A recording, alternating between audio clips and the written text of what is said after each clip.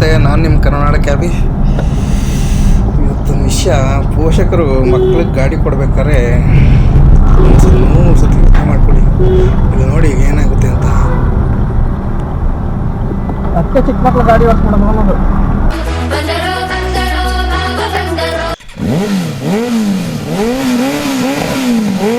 ನೋಡಿ ಹುಡುಗ ಹೆಂಗೆ ಬಂದ.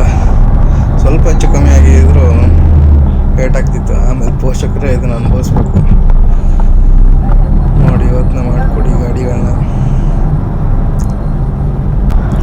ಬರೀ ಗಾಡಿಗಳು ಅಂತ ಏನಲ್ಲ, ಸೈಕಲ್ ಕೊಟ್ಟರು ಅಷ್ಟೇ. ಮಕ್ಕಳು ಹೆಂಗೆ ಹೋಗ್ತಾರೆ, ಯಾವ ಥರ ಓಡಿಸ್ತಾರೆ ಗಾಡಿಗಳನ್ನ, ಸೈಕಲ್ಗಳನ್ನ, ಗಾಡಿಗಳನ್ನ ಸ್ವಲ್ಪ ಅದನ್ನು ಅಬ್ಸರ್ವ್ ಮಾಡಿ ನೋಡಿ ಮುಂದೆ ಏನಾಗುತ್ತೆ ಅಂತ. ಯಪ್ಪ, ನನಗೆ ಜೀವ ಬಾಯಿ ಬಂದ್ಬಿಟ್ಟಿತ್ತು. ನೋಡಿ ಮುಂದೆ ಏನಾಗುತ್ತೆ ಅಂತ.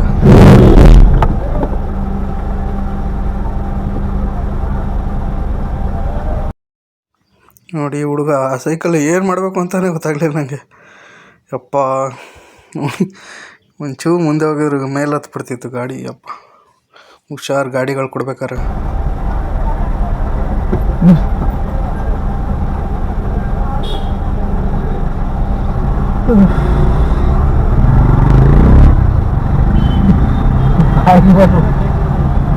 ನಾನು ಟೈರ್ ಸಿಗಿ ಹಾಕೊಂಬಿಟ್ಟ, ನನಗೆ ಬೆಳಗ್ಗೆ ಬಂದ್ಬಿಡ್ತು ಟೈರ್ ಸಿಗಿ ಹಾಕ್ಬಿಟ್ಟ ಅನ್ಕೊಂಡೆ.